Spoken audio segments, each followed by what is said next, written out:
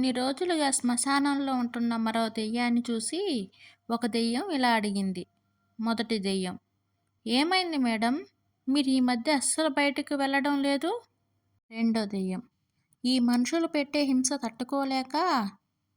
మొదటి దెయ్యం: అదేంటి, మనల్ని చూస్తేనే జనం హడలిపోయి పారిపోతారు కదా? రెండో దెయ్యం: అది ఒకప్పుడు, ఇప్పుడు వాళ్ళకు కనిపిస్తే సెల్ఫీ సెల్ఫీ అంటూ వెంటపడి చంపుతున్నారు. డాక్టర్: ఇన్ని దెబ్బలు ఎలా తగిలాయి? సుబ్బారావు: మందు తాగినందుకు మా ఆవిడ కొట్టింది. డాక్టర్: తాగితే కొడుతుందని తెలిసి ఎందుకు తాగావు?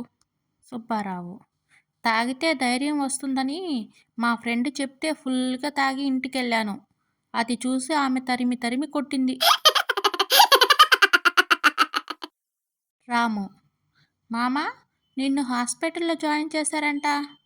సోము: అవును మామా. రాము: ఎందుకు? సోము: నెట్ ఆఫర్ అయిపోయిందని రాత్రి 9కే పడుకున్నా. దాంతో అందరూ కంగారు పడి హాస్పిటల్లో జాయిన్ చేశారు. చింటూ: మమ్మీ, నిన్న రాత్రి టాయిలెట్ అని తలుపు తీస్తే బాత్రూంలో లైట్ దానికదే ఆన్ అయింది. తల్లి: ఓరి వెధవా, నీకెన్నిసార్లు చెప్పాను ఫ్రిడ్జ్లో టాయిలెట్కి వెళ్ళొద్దని? విజయ్: అరే అజయ్, బయట వర్షం పడుతుందిరా, రాత్రికి ఇక్కడే ఉండి ఉదయం ఇంటికి వెళ్దువు గాని. అజయ్: సరే, ఇప్పుడే వస్తాను. గంట తర్వాత పూర్తిగా తడిచిపోయి చేతిలో బ్యాగ్తో వచ్చాడు అజయ్. విజయ్: వెళ్ళొద్దు అన్నా కదరా, ఎక్కడికి వెళ్ళావు? చేతిలో బ్యాగ్ ఏంటి?